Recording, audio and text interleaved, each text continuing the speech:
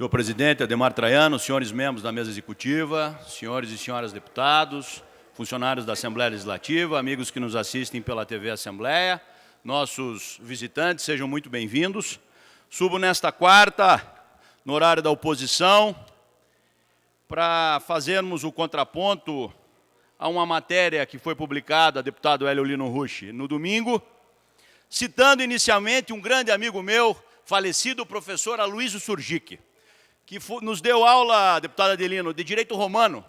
E numa das primeiras aulas ele falava, quando você ler uma reportagem, ou você assistir uma manchete, ou ler qualquer publicação, sempre imagine o que a pessoa que fez a publicação, que escreveu o artigo, ou que fez a matéria, quer que você pense, para que nós mudemos da condição de massa de manobra, muitas vezes, para a condição de formador de opinião.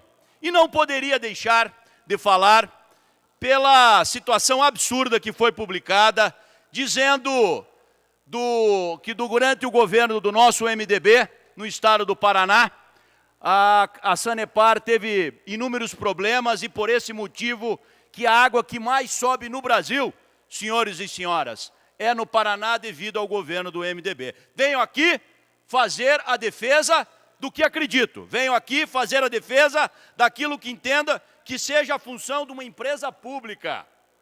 E também na expectativa que o futuro governador também tenha esse entendimento. Veja bem, senhores e senhoras deputados, não é isso? Aqui temos que relatar o histórico de 2003 a 2010, não houve aumento da água no período do governo do MDB. Em 2011 a 2018, 139%, em face de uma inflação de quase 60%. E nós, comparando os dados distribuídos, a questão do lucro do sócio privado, em 2010, 37 milhões. Em 2017, 319 milhões. E aqui é muito claro e nítido, transparente, a função da empresa. Se você quer um lucro social, que é interesse público, ou se você quer um lucro financeiro, que é o interesse do mercado. Se adequar às exigências do mercado, dá lucro para os acionistas, dá lucro para aqueles que investem para especular na Bolsa, uma função que é a questão da Sanepar. A representante da Sanepar tenta justificar os aumentos como se fossem o único meio para cumprir o cronograma de investimentos previstos para o Estado. Aqui eu quero citar 4 situações muito claras que demonstram esta tese que eu estou apresentando para os senhores e para as senhoras, a questão do interesse do mercado. Se não, vejamos.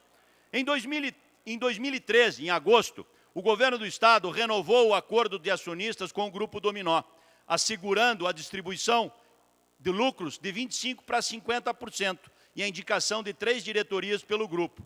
O acordo anterior havia vencido e nada dizia que o Paraná precisava renová-lo. Contudo, acabou sendo renovado unicamente para beneficiar os sócios privados em detrimento dos interesses da população. Item 2. Depois disso, houve o acerto entre o Estado do Paraná e a Sanepar para quitar uma dívida de 781 milhões, onde a Sanepar ampliava o capital social, criando novas ações. Essas ações são repassadas ao Estado do Paraná ao valor de 12,75, quando na Bolsa estavam 6,44. Participação acionária do Estado salta de 52 para 58. Nessa operação, o prejuízo ao povo paranaense, aos cofres públicos, foi superior a 400 milhões. Dinheiro que poderia ser investido para subsidiar a água, dinheiro que poderia ser investido para melhorar a qualidade da rede de tratamento.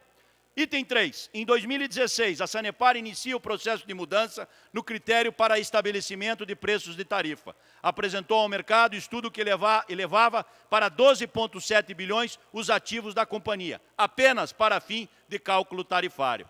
Portanto, meus amigos, em dezembro do mesmo ano, o governo do Paraná começa a se desfazer das ações da empresa. Todos se lembram bem do secretário Mauro Ricardo, aqui nesta casa, dizendo que o Paraná estaria apenas trocando um ativo por outro, pois os recursos advindos das vendas das ações seriam utilizados para realizar outros investimentos. E na semana passada, Votamos aqui as contas do governador relativas ao exercício de 2017.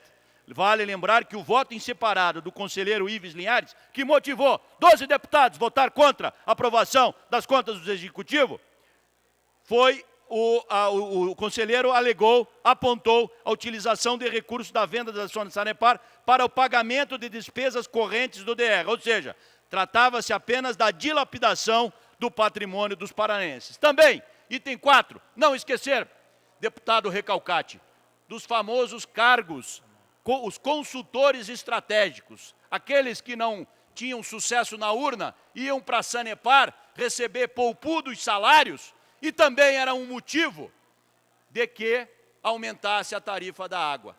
Aqui, cabe ressaltar que o Tribunal de Justiça, após a provocação, alegou e considerou esses cargos ilegais, por isso que eles foram inutilizados, não existem mais. Mas aqui, como mais um dado, em 2010, o Conselho Administrativo, o Conselho Fiscal e a Diretoria Administrativa da Sanepar gastou 3,5 milhões.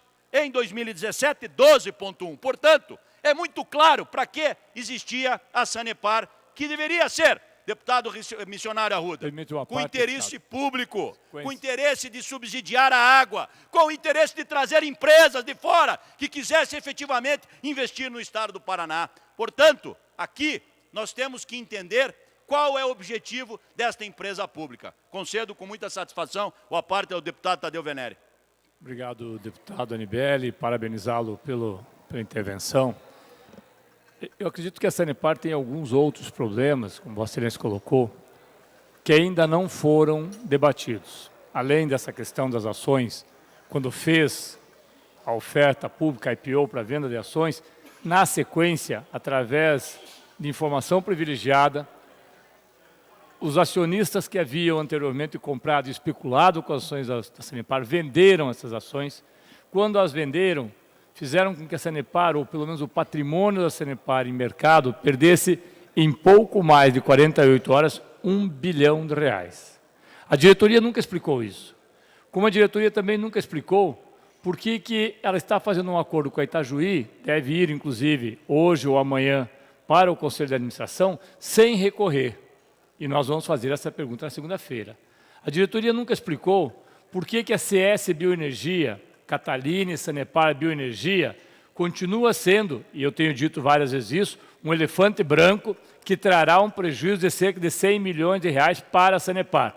Uma aventura onde aquele que é o dono da Sanepar, que é o seu diretamente interessado, o usuário, irá pagar por isso. Assim como nós fizemos aqui, Vossa Excelência votou inclusive favoravelmente, um pedido de informações para sabermos quais são os 110 municípios que a Sanepar pretende fazer, através de PPP, passar o esgotamento sanitário e a coleta e o esgotamento sanitário para a iniciativa privada.